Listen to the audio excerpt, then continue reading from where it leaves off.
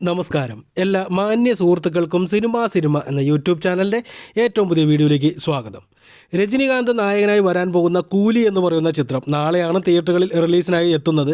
ഇതിനോടകം തന്നെ വലിയ ഹൈപ്പിലേക്ക് എത്തിയ ചിത്രത്തിൻ്റെ പ്രീ സെയിൽ വലിയ കാര്യമായിട്ട് തന്നെ നടന്നുകൊണ്ടിരിക്കുന്നു എന്നുള്ളൊരു വാർത്ത നമ്മൾ കഴിഞ്ഞ ദിവസം ഒരു വീഡിയോയിൽ പറയുകയുണ്ടായി.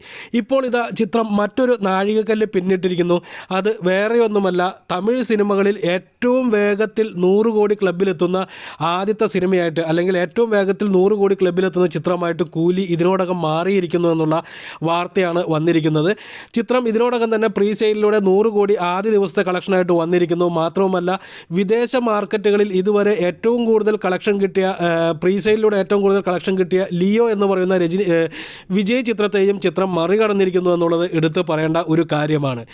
ലിയോ സംവിധാനം ചെയ്ത അതേ ലോകേഷ് കനകരാജ് തന്നെയാണ് ഈ ചിത്രവും സംവിധാനം ചെയ്യുന്നത് എന്നും, ലോകേഷ് കനകരാജിൻ്റെ മാർക്കറ്റ് കൂടി, അല്ലെങ്കിൽ അദ്ദേഹത്തിനുള്ള ആ ഒരു ഹൈപ്പ് കൂടി ഈ സിനിമയ്ക്ക് ഗുണമായിട്ടുണ്ട് എന്നുള്ളതും ആരും പറയാതെ തന്നെ എല്ലാവർക്കും മനസ്സിലാക്കി എടുക്കാവുന്ന കാര്യമാണ്.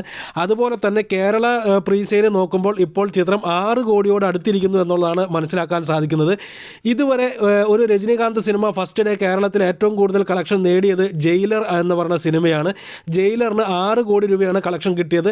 ഈ കൂലി എന്ന് പറയുന്ന സിനിമ ജയിലറിനെ മറികടക്കും എന്ന് മാത്രമല്ല, ഏകദേശം 2 കോടിക്ക് മുകളിലുള്ള കളക്ഷൻ നേടിയെടുക്കാനും സാധ്യതയുണ്ട്. അതായത് 8 കോടിയോളം രൂപ ആദ്യ ദിവസം കളക്ഷൻ വരാനുള്ള സാധ്യതയുണ്ട് എന്നാണ് ഇപ്പോൾ മനസ്സിലാക്കിയെടുക്കാൻ സാധിക്കുന്നത്. എന്ത് തന്നെയാലും കേരളത്തിലെ ഫസ്റ്റ് ഡേ കളക്ഷൻ റെക്കോർഡ് എമ്പുരാൻ്റെ പേരിലാണ് 14 കോടി രൂപ. അതിനെ തൊടാനായി ഇപ്പോൾ കൂലിക്ക് സാധിക്കില്ല എന്ന് തന്നെ വേണം കരുതാനായി. ആദ്യ ദിവസങ്ങളിൽ ഗംഭീരമായിട്ടുള്ള ബുക്കിങ്ങുകൾ കാണാൻ സാധിച്ചു എന്നുണ്ടെങ്കിലും ഇപ്പോഴും അതേ പൊസിഷനിൽ തന്നെയാണ് നിൽക്കുന്നത്. 14 കോടിയിലേക്ക് എത്തില്ല എന്നുള്ളൊരു കാര്യം കൺഫേം ആണ്. എന്നാൽ അതൊരു 8 കോടി വരെ ഉയർന്നേക്കാം എന്നുള്ള റിപ്പോർട്ടുകളും വരുന്നുണ്ട്. എന്ത് തന്നെയായാലും തമിഴ്നാട്ടിൽ ചിത്രം വലിയ ഹിറ്റായിരിക്കും എന്നുള്ളൊരു കാര്യത്തിൽ, മീൻസ് ചിത്രത്തിൻ്റെ അഡ്വാൻസ് ബുക്കിങ്ങിൽ വലിയ ഹിറ്റാണ് എന്നുള്ളൊരു കാര്യം നമുക്ക് മനസ്സിലാക്കിയെടുക്കാം. ചിത്രം ഇനി പോസിറ്റീവ് റെസ്പോൺസ് കിട്ടുകയാണ് എന്നുണ്ടെങ്കിൽ മറ്റൊരു 500 കോടി ചിത്രമായിട്ട് രജനികാന്തിൻ്റെ കൂലി മാറുമെന്ന് തന്നെ നമുക്ക് വിശ്വസിക്കാം. തെലുങ്കിൽ നിന്ന് നാഗാർജുനയും കന്നഡയിൽ നിന്ന് ഉപേന്ദ്രയും മലയാളത്തിൽ നിന്ന് അല്ലെങ്കിൽ കേരളത്തിൽ നിന്ന് നമ്മുടെ സ്വന്തം സൗബിനും എല്ലാം വന്നിക്കുന്ന ഈ ഒരു ചിത്രത്തിന് ഇതിനോടകം തന്നെ എല്ലാ സ്റ്റേറ്റുകളിലും വലിയ ഒരു സ്വീകാര്യത നേടിയെടുക്കാൻ സാധിച്ചിട്ടുണ്ട്. ഉപേന്ദ്ര ഉള്ളതുകൊണ്ട് തന്നെ ഈ ഒരു ചിത്രത്തിന് 3 കോടിക്ക് മുകളിലുള്ള പ്രീ സെയിൽ കർണാടകയിൽ നടന്നിട്ടുണ്ട് എന്നുള്ള റിപ്പോർട്ടുകളും പുറത്തു വരുന്നുണ്ട്.